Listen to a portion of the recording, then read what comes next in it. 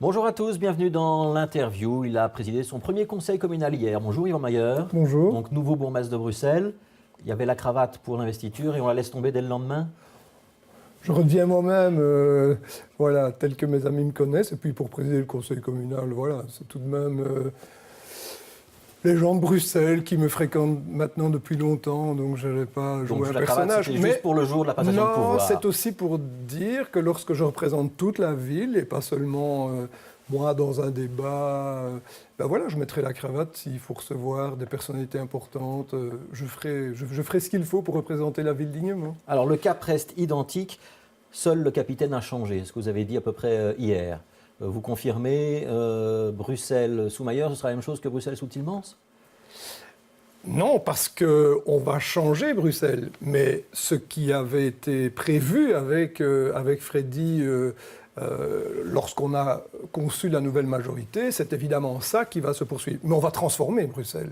Donc c'est évidemment une grande ambition, c'est d'avoir dans l'espace du centre, mais aussi sur les endroits stratégiques de la ville, une transformation en profondeur de la manière dont les Bruxellois vont pouvoir vivre leur ville. Alors on va y revenir, on va commencer par le budget, parce que c'est le gros morceau qui a été adopté hier soir. 728 millions d'euros, ça c'est le budget de la ville. Il y aura un petit boni, 41 000 euros, mais donc c'est presque anecdotique quand on parle de ces montants-là. Est-ce qu'il y a des choses qui vont changer en termes de fiscalité pour les Bruxellois ou rien ?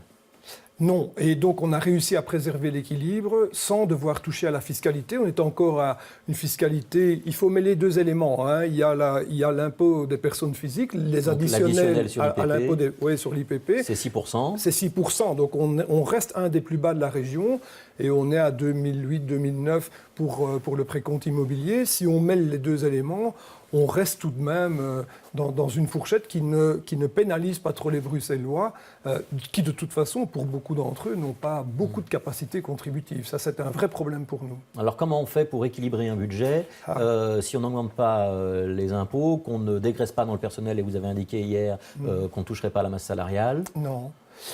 Mais donc, on a fait beaucoup d'économies tout de même en fonctionnement. Donc, on a limité l'évolution des besoins de l'administration en fonctionnement. Il va falloir réorganiser certains services, ça c'est clair. Et puis, on s'est concentré... Où est-ce qu'il y a des économies qu'on peut faire ?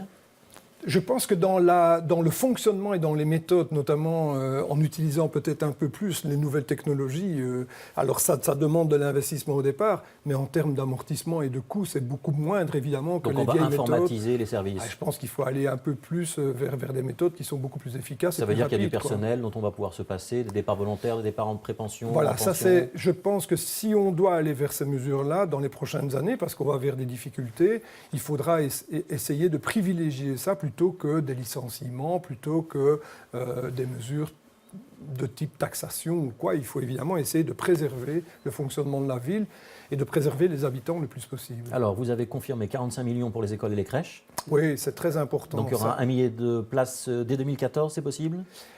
Alors ça, je ne sais pas quelle est la progression. C'est Fawzia Arish qui présentera dans les prochaines semaines l'ensemble du plan. Mais au final, on va vers 3 800 places supplémentaires, sans compter le projet que nous avons d'une école néerlandophone supplémentaire. Donc je pense que c'est un effort vraiment considérable qu'on va faire en matière scolaire. Et c'est la ville qui investit avec le support de la Fédération Wallonie-Bruxelles ? En partie le soutien évidemment de la Fédération Wallonie-Bruxelles, en partie le plan de la région que Piquet avait fait et que Vervoort supporte aujourd'hui.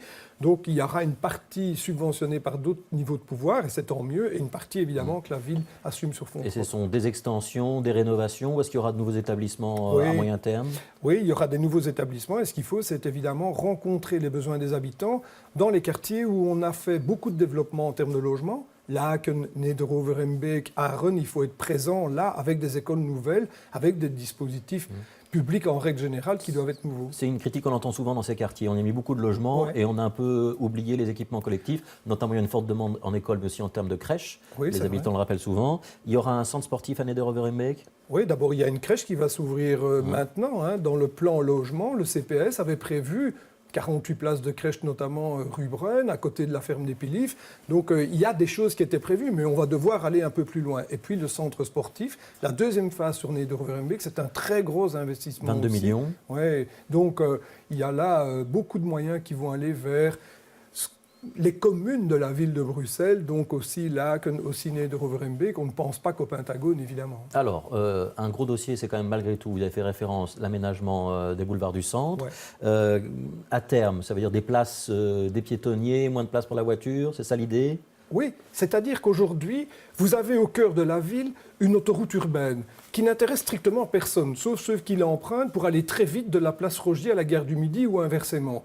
Bon, ces gens-là ne nous intéressent pas. Ils n'intéressent pas les Bruxellois, ils n'intéressent pas les commerçants. Ce sont des gens qui ne s'arrêtent pas. Hein. Ils foncent à travers la ville. C'est un axe majeur pour le développement de la région. Oui, mais non. L'axe majeur, il doit être sur la petite ceinture. Et il faut faire en sorte que les gens tournent sur la petite ceinture. Et ceux qui doivent venir en ville, ou qui ont envie de venir en ville, y compris avec leur voiture, eh bien, ils doivent pénétrer la ville, s'arrêter, laisser leur voiture, aller à pied.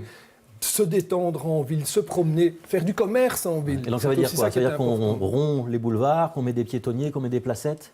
Voilà, et qu'on crée des places de parking supplémentaires de manière à ce que les gens qui viennent vers la ville s'y arrêtent, déposent leur voiture, vont à pied en transport en commun, etc., sur le Pentagone et profitent d'un renouveau de ce centre. Enfin, on a droit quand même à ça. Regardez, les grandes villes en Europe ont un grand centre urbain qui est le fleuron, qui est et la vous donnez vitrine. combien de temps pour arriver à refaire ça? Ça va être très lent parce que nous sommes malheureusement dans une région dans laquelle les procédures sont toujours un peu plus compliquées qu'ailleurs. Hein. Donc, nous, nos plans sont prêts. On peut aller très vite. Parce que ça fait longtemps qu'on en parle. Oui, mais boulevard du Centre. on en parle depuis longtemps, mais les plans ne sont pas prêts depuis longtemps. Les plans sont faits maintenant. C'est maintenant qu'on dit, voilà, on a redessiné les choses telles qu'on les veut, qualitativement. Et voilà, Est-ce que vous inaugurerez les nouveaux boulevards du Centre avant la fin de votre législature, Yvan Mayer, ou pas? Alors, en tout cas, et c'est ma volonté, on va inaugurer en tout cas quelques places, parce que je vais vraiment mettre les moyens sur des places emblématiques. Je pense à De Broecker et je pense à la Bourse, et devant la Bourse, la rue Horst, qui doit être transformée aussi. Et donc, je pense qu'on doit montrer le signe d'un changement. Il faut que les gens voient des briques, les choses qui changent, quoi, une place réaménagée. Alors, De Broecker, vous avez dit que ça doit être notre futur Times Square. Quand on pense à Times Square, on voit plein de lumière et de panneaux publicitaires. Ce sera vraiment ça? Non, c'est pas ça que je voulais dire. Donc évidemment, quand je dis Times Square, c'est pour faire un peu de pédagogie, c'est pour dire, voilà, il y a un exemple emblématique où les gens qui vont à New York vont tous se faire photographier sur Times Square. C'est évidemment ça. Mais Times Square, c'est aussi le lieu de rassemblement de beaucoup de gens. J'avais pris une image pendant la campagne électorale, c'est anecdotique, mais c'est pour illustrer. Il y avait eu un grand rassemblement de gens qui faisaient du tai chi sur Times Square. Ce que je voulais dire, c'est que c'est un endroit, il faut une place de Broecker, où les gens se réapproprient la place. La place est aux citoyens, aux gens, aux habitants. Donc on ne se donnera plus rendez-vous à l'avenir sur les marges de la Bourse, on se donnera rendez-vous place de Broecker. C'est ça, qu'on doit comprendre. Mais c'est dans les chansons du patrimoine bruxellois, il faut le faire. Est-ce qu'il y aura un grand décompte lumineux comme il y a à Times Square pour le Nouvel An? Alors, c'est un scoop. On va lancer, c'est une année zéro, hein, donc il n'y aura rien d'autre que ça. Mais place de Broecker, oui, on va lancer un décompte. Mais les autres, ça signifie en fait que les années suivantes, c'est l'amorce de ce qu'on veut faire les années suivantes, c'est-à-dire un lieu d'animation sur cette place, et effectivement, et entre autres autour de Nouvel An, bien sûr. Mais quand on parle de Times Square, on parle aussi de gigantesques publicités. Il y a déjà eu beaucoup de débats autour d'une publicité Coca-Cola. Est-ce que vous, socialistes, c'est vraiment ça que vous avez envie d'avoir dans la ville? Beaucoup d'enseignes commerciales? Oui, d'abord, les enseignes commerciales, elles y sont. Il y a un grand cinéma sur la place de Broecker qui expose aussi ses films à l'extérieur maintenant sur la place, en tout cas les annonces, les bandes annonces, etc. Il faut laisser vivre le commerce là, sans dénaturer évidemment l'espace public. Et il y a d'autres places par contre qu'il faut préserver, où il faut dire ça c'est interdit. On ne va jamais mettre ces grands écrans lumineux sur la Grand Place ou sur le Sablon. Et puis qu'on puisse les concentrer à un endroit comme la place de Broecker, mais pourquoi pas? Il y aura du patrimoine artistique, des sculptures, une fontaine? Je crois qu'il faut quelque chose. Donc la fontaine, non, elle est trop lourde et il faut quelque chose qui soit un geste architectural moderne et qui incite les Bruxellois, mais aussi les visiteurs du monde entier, à venir place de Broecker. Alors, ça c'est l'aménagement. Quand on est bourgmestre, on est aussi le numéro 1 de la police. Oui. Quel chef de la police vous serez, Yvan Mayer? La police de Bruxelles a une renommée, je pense, dans la gestion des grands événements. Et c'est tant mieux, les grandes manifestations. Les gens ont le droit de manifester, c'est la Constitution. Puis, de toute on façon, est les ça fait partie champions de nos d'Europe, voire les libertés. champions du monde des On est manifestations. un peu les champions du monde. Hein. Il y en a deux par jour, c'est quand même lourd. Ça fait beaucoup, d'autant que c'est pas toujours. C'est des gens qui viennent de partout, puisque nous sommes la capitale de l'Europe. Donc voilà. Alors ça fonctionne très bien. Je pense que la relation citoyenne, la relation aux habitants doit être améliorée. Comme l'ensemble de la fonction publique communale bruxelloise, il faut être orienté. La zone de police n'a pas très bonne réputation, non, mais il faut que être ce soit à orienté. Bruxelles ou à Ixelles. On revient régulièrement avec des exemples de bavures ou de violence. Alors, je vais vous dire. Donc, je suis pour une police citoyenne qui soit proche des habitants, qui soit au service des habitants. Mais je ne tolère pas la violence, d'où qu'elle vienne. Et donc, s'il y a de la violence et qu'elle est avérée, et que des policiers, le cas échéant, en sont responsables, il y aura évidemment des sanctions. On ne peut pas tolérer ça. Il faut une autre relation avec les citoyens. Voilà. Et c'est ça la logique d'une police citoyenne. On a évoqué un cas ce week-end. J'ai immédiatement demandé une enquête interne administrative pour savoir ce qui s'était passé, notamment à l'égard d'un jeune là, de 14 ans dont la presse a parlé. Non, ça s'est passé à l'hôtel Amigo. Eh bien, il faut qu'on fasse la clarté là-dessus. On ne peut pas tolérer des bavures. Ça n'intéresse pas non plus l'image de la police. Il faut que l'image de la police soit positive pour les citoyens et que les citoyens aient confiance en leur police. Alors, j'ai des questions Twitter. Il y en a deux qui se rejoignent un petit peu. Mathias 6 qui vous demande quelle est votre position concernant la diminution des taxes pour les entreprises.